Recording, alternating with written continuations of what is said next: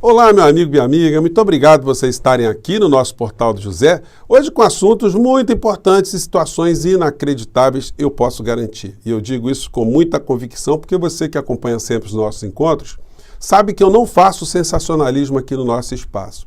Mas o tema de hoje é para deixar a gente de queixo caído. Isso porque se você pensa que já tinha visto de tudo na política e de tudo no universo bolsonarista, você está muito enganado, está muito enganada.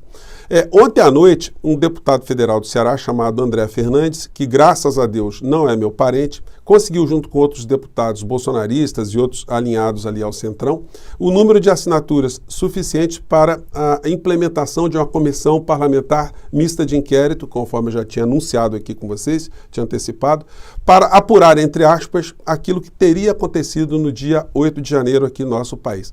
Evidentemente, esse tipo de iniciativa visa constranger o atual presidente da República, que está completando agora 60 dias à frente do nosso país. E constranger também outros agentes políticos da administração que está à frente do nosso país. Mas quem são esses personagens que estão criando essa história? Para onde é que essa história da CPMI vai desembocar? Será que eles vão conseguir mesmo constranger o atual presidente da República, ou ministros, ou personagens da atual administração? Ou será que esse tiro, como eu disse para vocês em outras ocasiões, sairá pela culatra? O que é que nós estamos vendo já no horizonte político em relação a isso? E o que está acontecendo na realidade concreta aqui do nosso país? Pois bem, vou conversar com vocês sobre essas questões, mas antes de mais nada, é muito importante convidar você que está chegando agora ao nosso portal, está nos conhecendo, para você se inscrever aqui no nosso espaço. Você que é muito bem-vindo, conheça também os nossos outros vídeos, compartilhe, dê seu joinha, mande seus comentários, que são formas de você atuar aqui com a gente, né? Participando também do nosso chat, que eu abro sempre de 5 horas a 5h30 todos os dias. E se puder, se inscreva também no nosso clube de membros, que é uma forma de você ajudar a movimentar mais ainda o nosso espaço, tá bom? Então vamos começar aqui primeiro pelo assunto concreto do dia. O outro também é concreto, mas isso aqui diz respeito a uma realidade que vai mudar instantaneamente. Petrobras reduz preço da gasolina e do diesel a partir de amanhã.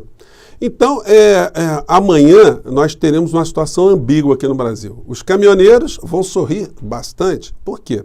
Porque não há a cobrança de impostos federais desde o ano de 2021 em cima do diesel. Então, se a Petrobras vai reduzir, então eles terão uma redução no valor que eles gastam para abastecer os seus caminhões. Já quem usa carro a gasolina e álcool não perceberá muita coisa na bomba, porque a Petrobras está reduzindo o valor do combustível, o preço do combustível, mas começa também amanhã a cobrança de impostos que a quadrilha, não dá para dizer de outro nome, a quadrilha política, a quadrilha econômica que estava administrando, entre aspas, o nosso país, armou como uma bomba relógio aqui no nosso país. Eles sabiam que essa redução do preço era artificial, o preço dos combustíveis, porque o imposto ele sempre foi cobrado e eles deram um jeito de, no ano eleitoral, dar esse tipo de tentativa de golpe político, de estelionato político, estelionato econômico contra o povo brasileiro. Eles fracassaram, mas a bomba relógio ficou para o governo seguinte, que é o governo do presidente Lula. Então, essa situação está sendo tratada de forma emergencial nesse momento, mas o governo Lula vai ter que enfrentar a questão da política energética no nosso país, uma política global, gás, gasolina, etanol, diesel, enfim, energia elétrica. Todas essas questões serão fundamentais para que o povo brasileiro perceba uma mudança na nossa qualidade de vida ou não perceba absolutamente nada, né? Nós elegemos Lula justamente para possibilitar mudanças aqui no nosso país. Bom, então essa é uma questão. E aí a gente vê o Bolsonaro, né, nas redes, todo serelepe. Ele publica assim, uns tweets de situações que ele não manja absolutamente nada, porque ele não tinha controle, ele não tinha conhecimento de absolutamente nada do governo dele. Só andava de jet ski, só vagabundeava mesmo, ia para motociata, templos, enfim.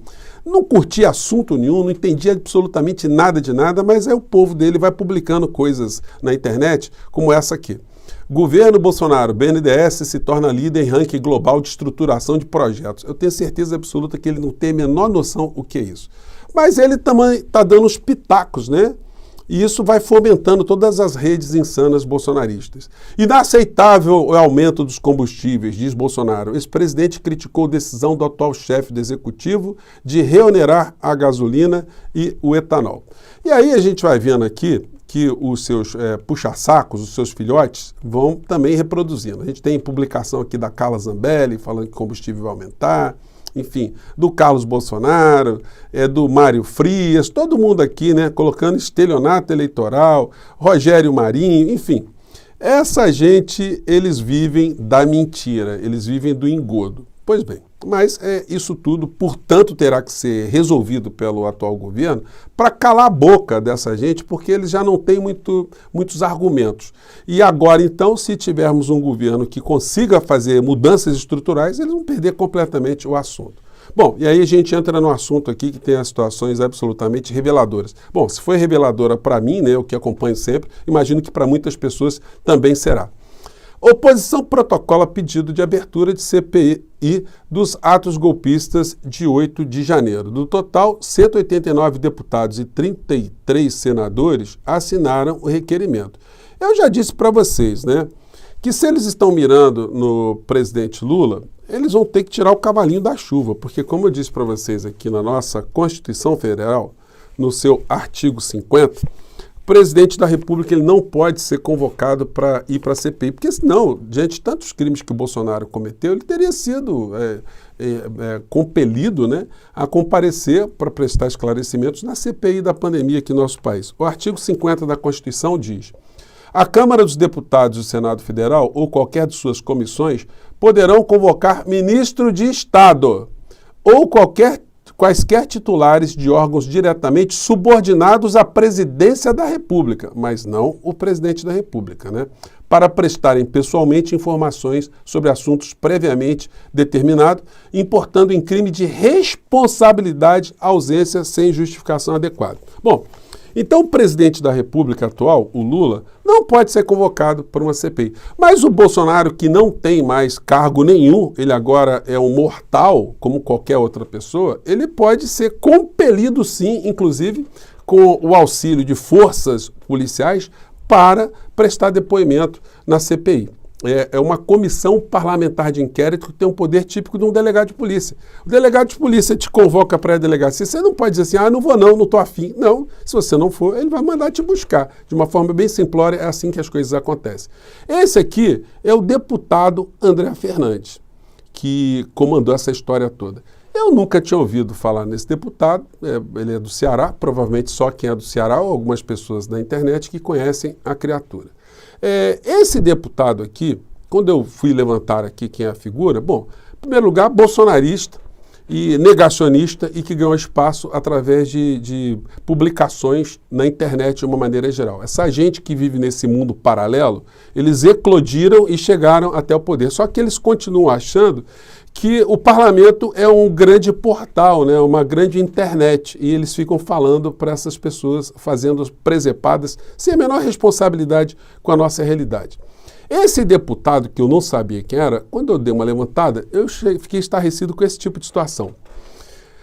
Tweet da Folha de São Paulo, né, já de 14 de março de 2022. Ilustrada, deputado que acusou o filme de pedofilia já ensinou a depilar o ânus em vídeo. Gente, é um negócio impressionante, né? E aí eu falei, não, isso aí deve ser mentira, né? Mas não é não, a gente dá uma olhada aqui na folha corrida do cidadão, né? E o apelido dele, gente, desculpem aqui que eu vou dizer o apelido dele, tá? É Raspacu. E vocês vão entender por que o apelido dele é dessa natureza, né?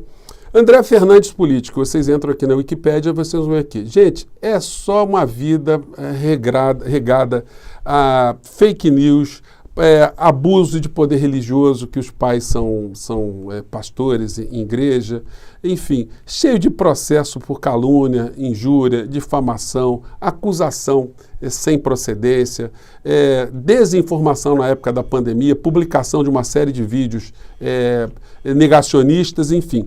Uma série de situações. Acusação de nepotismo, porque ele se elegeu como deputado estadual lá no Ceará, enfim.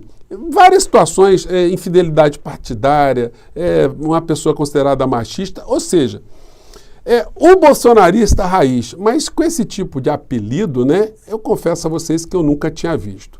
E para não restar dúvida, eu vou colocar disponível aqui no nosso na descrição do nosso vídeo, o vídeo onde o tal André Fernandes ensinava, né, essa depilação aqui. É claro que eu não vou mostrar para vocês tudo, mas só para vocês verem que eu não estou exagerando, tá? Para o seu queixo ficar bem caído. Vamos acompanhar aqui. Eu fico de copo em cima do espelho com as pernas abertas, passa água com sabonete no cu e depois passa no cachorro e vendo se tá limpo. Gente, é um negócio impressionante.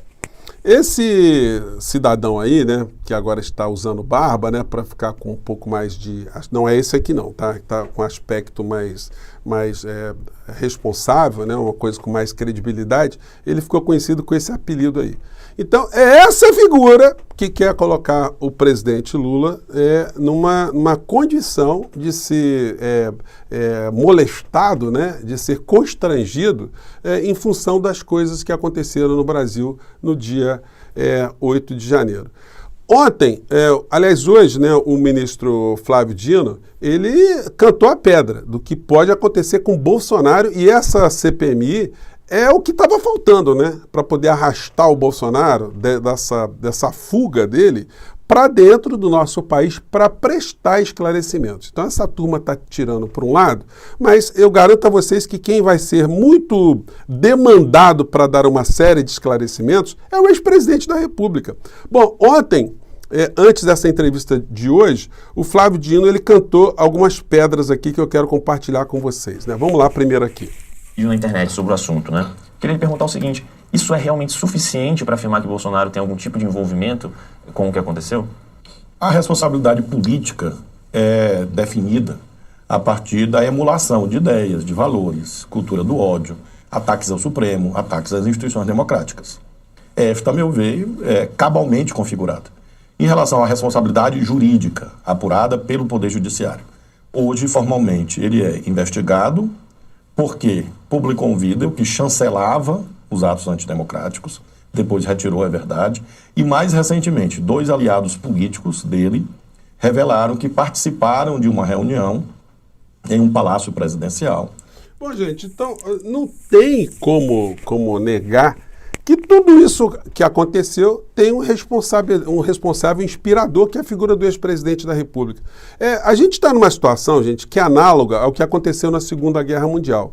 O Holocausto, uma série de situações absolutamente inumanas. E quem é que estava por trás disso por parte dos alemães? Dá para dizer que o Hitler não tinha nada a ver com isso, que ele, enfim, ele não sabia o que estava acontecendo? Então a situação é análoga. E aqui no Brasil nós tivemos mais de 700 mil mortos, porque nós temos os números oficiais, mas nós temos uma série de pessoas que morreram em decorrência das sequelas da pandemia aqui no nosso país.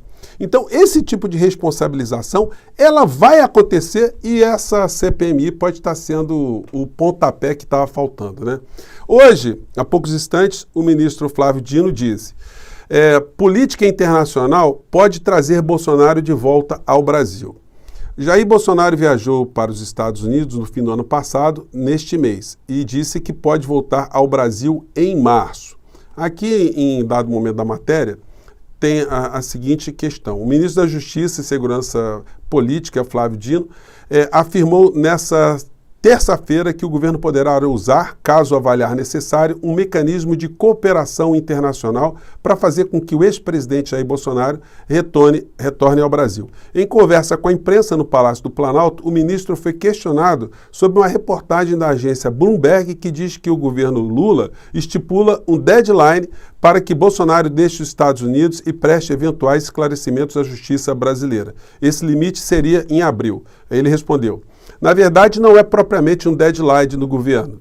Se ele não comparecesse nos próximos meses, é claro que a Polícia Federal vai pedir providências ao Poder Judiciário para que deflagre algum mecanismo de cooperação jurídica internacional, o que é uma tendência que nós estamos defendendo, disse Dino. Então, obrigado, senhor deputado, o Raspa Pontinhos, né? O senhor está dando ensejo para que o ex-presidente foragido ele seja arrastado de volta para o nosso país para prestar esclarecimentos sobre o 8 de janeiro, mas reflexamente ele vai ser responsabilizado, vai ter que responder muitas coisas sobre o período da pandemia aqui no nosso país, numa nova configuração. E aí, no final da história, será que ele escapará da cadeia depois de tantas coisas que serão mais esmiuçadas e mais reveladas? Pois bem, eles atiraram num lado, mas estão certamente acertando num outro alvo. Gente, eu fico por aqui. Mais uma vez, um grande abraço. Desculpem aqui ter trazido para vocês esse deputado especialista em depilação, porque são essas as figuras que fazem do universo bolsonarista, né, essa coisa que foi essa aberração que a gente jogou em grande parte para o lixo da história. Até o nosso próximo encontro. Tchau!